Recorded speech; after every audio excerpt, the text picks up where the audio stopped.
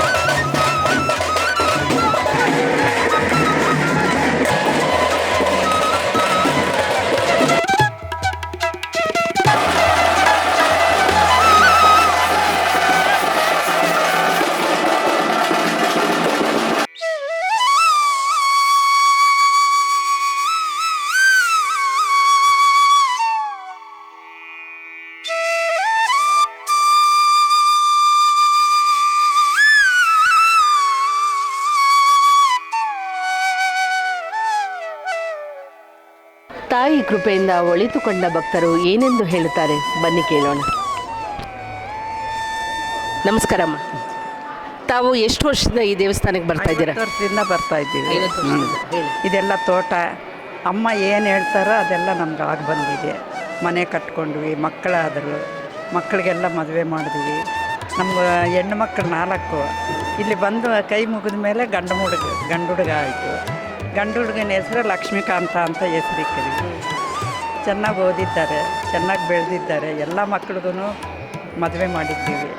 ಅಮ್ಮನ ಬಿಟ್ಟರೆ ನಾವು ಏನೂ ಮಾತಾಡೋಕ್ಕಾಗೋದಿಲ್ಲ. ನಮ್ಮ ಮನೆ ದೇವತೆ ಅಮ್ಮ ನಮ್ಮನ್ನು ತುಂಬ ಚೆನ್ನಾಗಿ ಕಾಪಾಡ್ಕೊಂಡು ಬಂದಿದ್ದೀವಿ.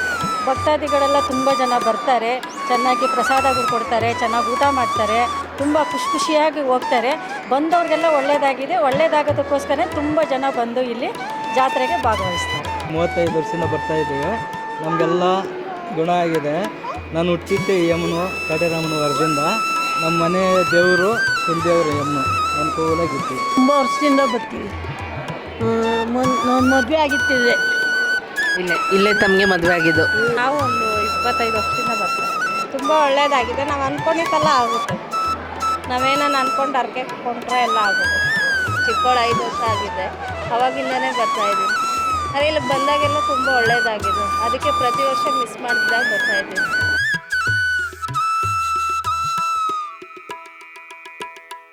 ಪ್ರತಿ ವರ್ಷವೂ ತಾಯಿಯ ಜಾತ್ರಾ ಮಹೋತ್ಸವವು 2 ಬಾರಿ ನಡೆಯುತ್ತದೆ. ಒಂದು ದೊಡ್ಡ ಜಾತ್ರೆ ಹಾಗೂ ಚಿಕ್ಕ ಜಾತ್ರೆ. ಭಕ್ತರೆಲ್ಲರೂ ತಾಯಿಯ ಕೃಪೆಗೆ ಪಾತ್ರರಾಗಿ ಮತ್ತೊಂದು ವಿಶೇಷ ಸಂಚಿಕೆಯೊಂದಿಗೆ ತಮ್ಮನ್ನು ಭೇಟಿಯಾಗೋಣ. ಈ ಕೂಡಲೇ ನಮ್ಮ ಚಾನೆಲನ್ನು ಸಬ್ಸ್ಕ್ರೈಬ್ ಮಾಡಿ. ಧನ್ಯವಾದಗಳು.